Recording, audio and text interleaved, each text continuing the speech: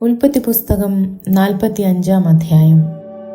അപ്പോൾ ചുറ്റും നിൽക്കുന്നവരുടെ മുമ്പിൽ തന്നെത്താൻ അടക്കുവാൻ വയ്യാതെ എല്ലാവരെയും എൻ്റെ അടുക്കൽ നിന്ന് പുറത്താക്കുവിനെന്ന് യോസേഫ് വിളിച്ചു പറഞ്ഞു. ഇങ്ങനെ യോസേഫ് തൻ്റെ സഹോദരന്മാർക്ക് തന്നെ വെളിപ്പെടുത്തിയപ്പോൾ ആരും അടുക്കൽ ഉണ്ടായിരുന്നില്ല. അവൻ ഉച്ചത്തിൽ കരഞ്ഞു. മിശ്രയീമ്യരും ഫറവോന്റെ ഗൃഹവും അത് കേട്ടു. യോസേഫ് സഹോദരന്മാരോട്, ഞാൻ യോസേഫ് ആകുന്നു, എൻ്റെ അപ്പൻ ജീവനോടിരിക്കുന്നുവോ എന്ന് പറഞ്ഞു.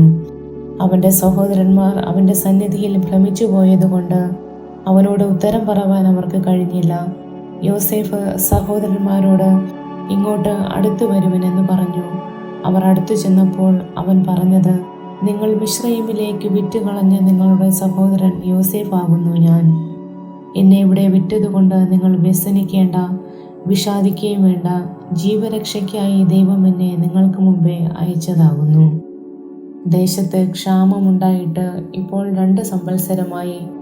ഉഴവും കൊയ്ത്തുമില്ലാത്ത 5 സംവത്സരം ഇനിയുമുണ്ട്. ഭൂമിയിൽ നിങ്ങൾക്ക് സന്തതി ശേഷിക്കേണ്ടതിനും വലിയൊരു രക്ഷയാൽ നിങ്ങളുടെ ജീവനെ രക്ഷിക്കേണ്ടതിനും ദൈവം എന്നെ നിങ്ങൾക്ക് മുമ്പേ അയച്ചിരിക്കുന്നു. ആകയാൽ നിങ്ങളല്ല, ദൈവം മാത്രമേ എന്നെ ഇവിടെ അയച്ചത്.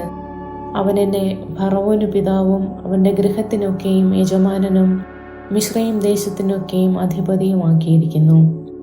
നിങ്ങൾ ബന്ധപ്പെട്ട് എൻ്റെ അപ്പൻ്റെ അടുക്കൽ ചെന്ന് അവനോട് പറയേണ്ടതെന്തെന്നാൽ, നിന്റെ മകനായ യോസേഫ് ഇപ്രകാരം പറയുന്നു, ദൈവം എന്നെ മിശ്രയീമിനൊക്കെയും അധിപതിയാക്കിയിരിക്കുന്നു.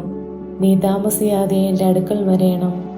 നീ ഗോശൻ ദേശത്ത് പാർത്ത് എനിക്ക് സമീപമായിരിക്കും. നീയും മക്കളും മക്കളുടെ മക്കളും നിന്റെ ആടുകളും കന്നുകാലികളും നിനക്കുള്ളതൊക്കെയും തന്നെ.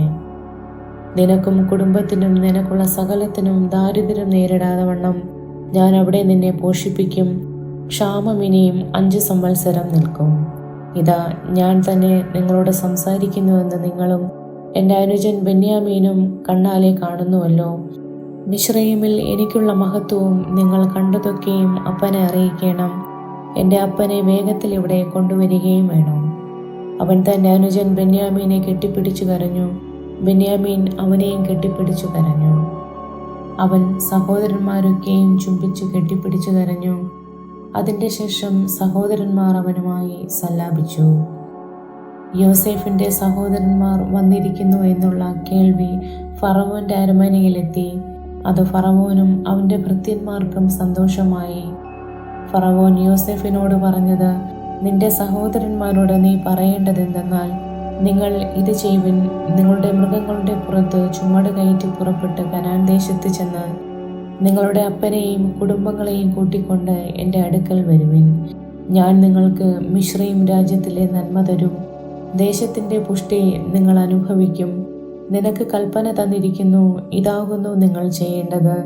നിങ്ങളുടെ പൈതങ്ങൾക്കും ഭാര്യമാർക്കും വേണ്ടി മിശ്രയീം ദേശത്ത് നിന്ന് രഥങ്ങൾ കൊണ്ടുപോയി നിങ്ങളുടെ അപ്പനെ കയറ്റിക്കൊണ്ടുവരേണം. നിങ്ങളുടെ സാമാനങ്ങളെക്കുറിച്ച് ചിന്തിക്കേണ്ട. മിശ്രയീം ദേശത്തെങ്ങുമുള്ള നന്മ നിങ്ങൾക്കുള്ളതാകുന്നു. ഇസ്രായേലിൻ്റെ പുത്രന്മാർ അങ്ങനെ തന്നെ ചെയ്തു. യോസേഫ് അവർക്ക് ഫറവോന്റെ കൽപ്പന പ്രകാരം രഥങ്ങൾ കൊടുത്തു, വഴിക്ക് വേണ്ടുന്ന ആഹാരവും കൊടുത്തു. അവരിൽ ഓരോരുത്തന് ഓരോ വസ്ത്രവും ബെന്യാമീനോ 300 വെള്ളിക്കാശും 5 വസ്ത്രവും കൊടുത്തു. അങ്ങനെ തന്നെ അവൻ തൻ്റെ അപ്പന് 10 കഴുതപ്പുറത്ത് മിശ്രയീമിലെ വിശേഷ സാധനങ്ങളും 10 പെൺകഴുതപ്പുറത്ത് വഴിച്ചെലവിന് ധാന്യവും ആഹാരവും കയറ്റി അയച്ചു. അങ്ങനെ അവൻ തൻ്റെ സഹോദരന്മാരെ യാത്ര അയച്ചു. അവർ പുറപ്പെടുമ്പോൾ, നിങ്ങൾ വഴിയിൽ വെച്ച് ശണ്ഠ കൂടരുതെന്ന് അവരോട് പറഞ്ഞു. അവർ മിശ്രയീമിൽ നിന്ന് പുറപ്പെട്ട് കനാൻ ദേശത്ത് അപ്പനായ യാക്കോബിൻ്റെ അടുക്കൽ എത്തി.